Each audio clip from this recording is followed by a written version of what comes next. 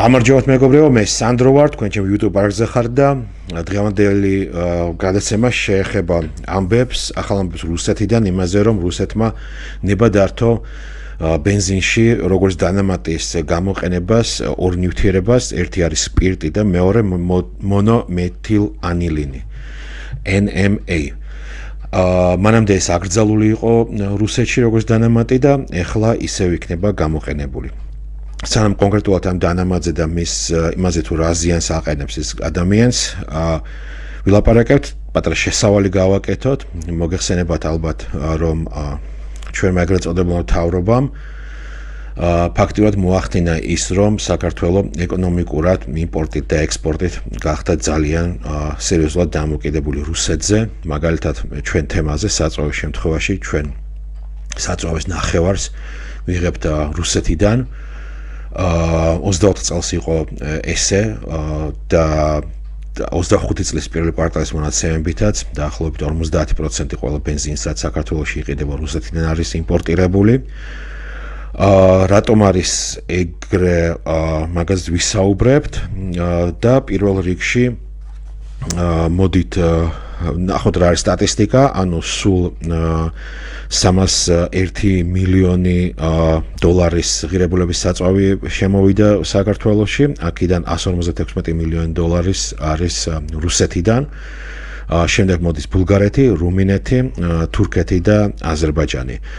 შემდეგი 4 ქვეყნიდან საწვავი ევროპული სტანდარტის შემოდის, აბსოლუტურად ისეთივე დანამატები აქვს, ისეთივე ხარისხიანი, როგორც ევროპაში არის დაშვებული და რუსეთიდან, რა თქმა უნდა, რუსეთის თავისი სტანდარტი აქვს ამ საწვავის. რუსეთი არ არის ცნობილი იმპორტიორი როგორც საწვავის, ნავთობის, რა თქმა უნდა, იყო და აღარ არის აწი, მაგრამ საწვავის არასოდეს არ იყო. იგივე კომპანია ლუკოილი, რომელიც ძირითადად რუსული კომპანია იყო, რომელიც ყიდდა საზღვარგარეთ ბენზინს და ახლობით 50 ქვეყანაში იყო წარმოდგენილი. ლუკოილის პრიორიტეტი ჰქონდა იმ საწვავის გაყიდვას, რომელსაც თვითონ ხდიდა არა რუსეთში. ალბათ ფინანსური მიზნების გამო, იმიტომ რომ ნავთობის იმპორტი ბევრად უფრო იაფი და ადვილი არის, ვიდრე ბენზინის. ფიზიკურადაც ბენზინის იმპორტი ძვირია, იმიტომ რომ მაგის ლოგისტიკაა ძალიან გართულებული, ძალიან მოკლედ დაშვნა გადაადგილდეს და გაიყიდოს, ამიტომ ჯობია ყოველთვის ნავთობის იმპორტი გააკეთო, გამოხატო იქიდან ბენზინი და მერე გაყიდო. ამიტომაც ბენზინის საწარმოები ყოველთვის იმ ბაზართან, სადაც ისინი ყიდიან, არის ახლოს და ბენზინი დიდ მანძილზე როგორც წესი არ გადაადგილდება და ლუკოილიც ამით იყო დაკავებული, სანამ სანქციები დაედებოდა.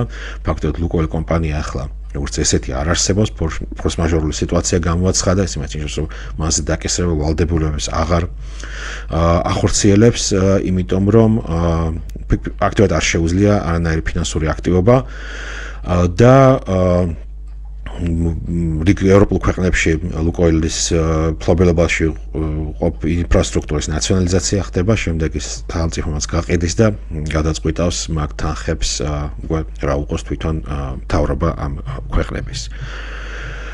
ჩვენ შემთხვევაში ეგრე არ არის, ჩვენ არა მარტო ოფიციალურ ღია სტატისტიკის ინფორმაციით, არა მარტო ბენზინის იმპორტს ვახორციელებთ, ასევე ნავთობის ექსპორტს.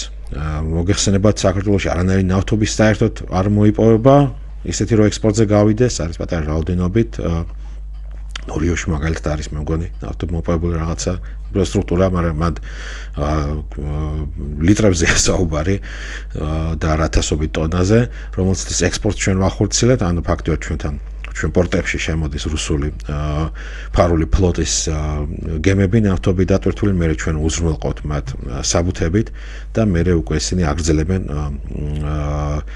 მოგზაურობას უკვე ქართული ბჭყალებით ნავთობით. რა თქმა უნდა, ჩვენზე ამას გავლენა მომავალში ექნება სერიოზული და ჩვენი რუსულ ბენზინზე დამოკიდებულებას გავლენა უკვე აქვს დღეს. ჩვენზე ყველა მაცხოვრებელზე პირადად და რატო ეხლა მოგიყვებით. პირველი სპირტის დამატება საწვავში საკმაოდ გავრცელებული არის მსოფლიოში. ამერიკაში მინიმუმ 10% უნდა იყოს შემცველობა სპირტის ალკოჰოლის საწვავში. ეს ჩვეულებრივი ეგრეთ წოდებული ღვინის სპირტი არის, ანუ მცენარეებისგან გამოხდილი, მცენარეული სპირტია. და ევროპაში 5-დან 10%-მდე არის და გააჩნია რომელ ევროკავშირის რომელ ქვეყანაზეა საუბარი. ხდება ეს იმიტომ, რომ ითვლება სპირტი, რომელიც გამოიხდება მცენარეებისგან უფრო მწვანე ენერგეტიკად ვიდრე ნავთობმა, რაც სინამდვილეში ფაქტობრივად ესე არ არის, რა თქმა უნდა. აყოფიერი სასოფლო-სამეურნეო მიწების გამოფიტვა იმისთვის, რომ გავაკეთოთ საწვავი, რასაც დავწოვოთ. მანქანებში რა თქმა უნდა არ არის არაფერი მწვანე ამაში, მით უმეტეს ამ სპირტის მოყვანა, შეგროვება გამოხდა, ასე შემდეგ ტრანსპორტირებაში ყოველთვის დიდი რაოდენობა დიზელი იხარჯება. მაგრამ, ალბათ დასაწყისის ან საომავლოდ შეიძლება ექსპერიმენტალურად ესეთი ვარიანტიც არის ახლა მწვანე ენერგეტიკის, ეს არის სპირტის დამატება ბენზინში. ეკოლოგიისთვის, როცა იწვის ესეთი საწვავი, არაფერი ცუდი არ არის, სპირტი საკმაოდ კარგი საწვავი, ძალიან სუფთად იწვის, ცოტა ნარჩენს ტოვებს, არანაირ ნამწვავს არ ტოვებს, იმიტომ რომ ძალიან კარგად ამოიწובה ბოლომდე აბსოლუტურად. თვითონ ბენზინი, რომელიც სპირტს შეიცავს, უარყოფითი მხარე ისაა, რომ ცოტა ხანი ინახება და ეს არის მიდან გამოწვეული, რომ სპირტი ძალიან კარგად ერთდება წყალთან და სტაბილური ხდება, როცა ის წყალთან არის, წყალშია გახსნილი, რაც ბენზინის შემთხვევაში რა თქმა უნდა არ ხდება არასოდეს, იმიტომ რომ ბენზინი უფრო მსუბუქი არის ვიდრე წყალი ილექება ხოლმე, რომელიც ემულსია გავაკეთოთ, ავანჯღრივად კარგად წყალი და ბენზინი რაღაც მღრიე თეთრი სითხე გამოგვივა, რომელიც რამოდენიმე საათში ისევ სეპარირებული იქნება წყალად და ბენზინად. აი სპირტი კიდე პირიქით, სპირტს წყალში რო აურევთ, ძალიან სტაბილური ხდება, არაყი მაგალითად. და ეს ბენზინი, რომელიც ჰაერი ეხება, იწყებს ჰაერიდან წყლის აღებას და ესეთი ბენზინი კოროზიული ხდება პირველ რიგში, ის უფრო სქელდება და იწვევს თვითონ ავზის დაზიანებას კარბურატორულ ძრავებში. კიდევ უფრო უარესენ, რომ კარბურატორში ის ავზი, რაშიც ცოტა ბენზინი ინახება, აბსოლუტურად ღიარი ატმოსფეროსთვის, მაშინ წყალი ხდება და რამოდენიმე კვირის შემდეგ ეს ბენზინი რაღაცა სპირტის, წყლის შენაზავე ესეთი მასა ხდება თაფლივით, რომელიც საკმაოდ მაღალ კოროზიული არის. მაგრამ თანამედროვე ინჟექტორულ ძრავებში თუ ამ ბენზინს დროულად გამოვიყენებთ, დიდი ხანი არ დავაყენებთ, არანაირი პრობლემა არ არის. ასევე მინდა გითხრათ, რომ რუსეთში აქედან გამომდინარე, რომ ეს სპირტი რაღაც საწვავად იქცევა, მოხსნილი არის ამ სპირტზე აქციზური გადასახადი, რა თქმა უნდა, რომ აქციზური გადასახადი სპირტზე რუსეთში დაახლოებით 80% შეადგენს. საქართველოს წეგრე მსოფლიოში საშუალოდ ეგრე არის 70-დან 90%-მდე თვითონ ღირებულების შემოწმებით ყიდულად სპირტის რაღაც ფორმებს არის აქციზი ძირითადად 90%-მდე. ამ შემთხვევაში უაქციზო გახდა ეს სპირტი და ალბათ უკვე მიხვდებით, რომ ეს უაქციზო სპირტი, რა თქმა უნდა, არა მარტო საწვავში წავა, სასმელშიც წავა, მედიკამენტებშიც და ყველგან, იმიტომ რომ შეიქმნება ესეთი ლეგალური ფაქტიურად ბაზარი უაქციზო სპირტის და ვინც მაგალითად მოყვარული არის რუსული არყების, მალე რუსული ბენზინის სპირტის მომხმარებელიც გახდება პირდაპირ, იმიტომ რომ არ არსებობს, რომ ეს უაქციზო სპირტი არ მოხდეს სხვა ალკოჰოლის, დასალევი ალკოჰოლის საწარმოებშიც.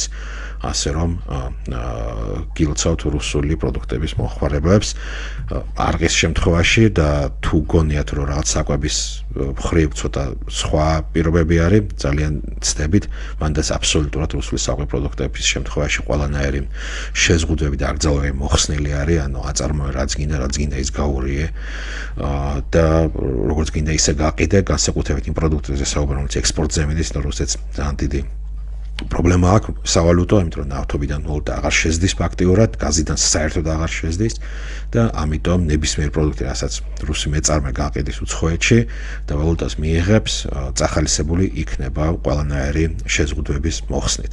და ბენზინი ამ შემთხვევაში ძალიან კარგი ამის მაგალითი არის. ესაც შეეხება სპირტს და გადავიდეთ ახლა ჩვენ საყვარელ მონომეთილ ანილინზე. მონომეთილ ანილინი არის ძალიან სახიფათო ნივთიერება სუფთა მდგომარეობაში.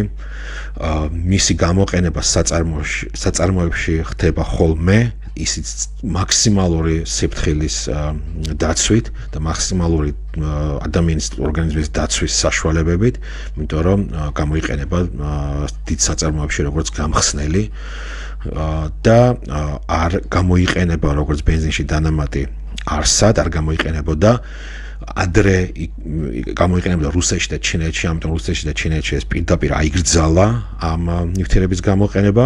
ევროპაში და შეერთებულ შტატებში არ არის ნებადართულ ქიმიკატების ჩამონათვალში.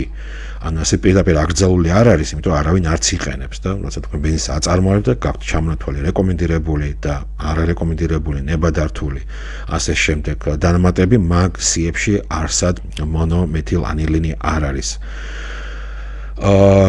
რუსეთში აიგზალა კიდევ ერთხელ, იმიტომ რომ გამოიყენებოდა და ეხლა ეს აკრძალა მოხსნილი არის. საუბარი არის დაახლოებით 1.3% შემადგენლობის საუკეთესო შემთხვევაში თუ ჩვენ 92 ოქტანის ბენზინის 95-მდე აწევა გვინდა ხარისხის, ხო? ანუ რეგულარიდან პრემიუმი რო გახდეს, ეგრეთ წოდებული 1.3 არის. თუ რეგულარი ბენზინიც საკამაოდ ხარისხო არის, ან ძველი არის, ან რაღაც პრობლემები აქვს, მაშინ ეს დანამატი კიდევ უფრო გაიზრდება.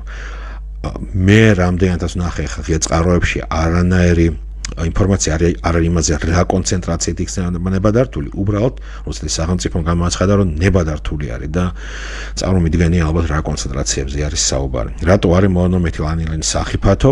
პირველ რიგში ის იწვევს ცენტრალური ნერვული სისტემის დაზიანებას, სასუნთქი ორგანოების დაზიანებას, ღვიძლის და ასე შემდეგ. ანუ შხამია ფაქტობრივად ადამიანს ის კლავს.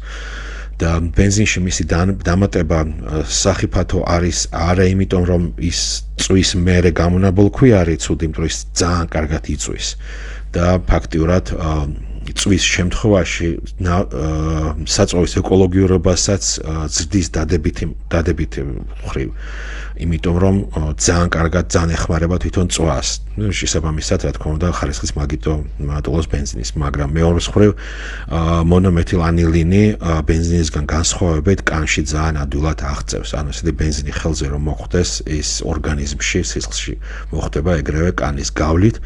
ასევე მისი ანაორთქლი არის სასიკვდილო და დახურულ სივრცეში თუ აორთქლდა ეს ბენზინი, ღია ავზი არის და ავტომობილის ავზი და მოტოციკლის ავზი ფაქტიურად კი არა და ღია ავზი არის, ჩვეულებრივ ის სუნთქავს. ეს არის ძალიან სახიფათო და შესაბამისად მაგიტომაც თელ სოფლიოში სახიფათო ნივთიერებად ითვლება, შესაბამისად მაგიტომაც რუსეთში აკრძალული იყო, შესაბამისად მაგიტომაც ჩინეთშიც აკრძალული არის დღემდე. ჩვენ რო ესე იგი შევხედოთ ჩვენ სტატისტიკას და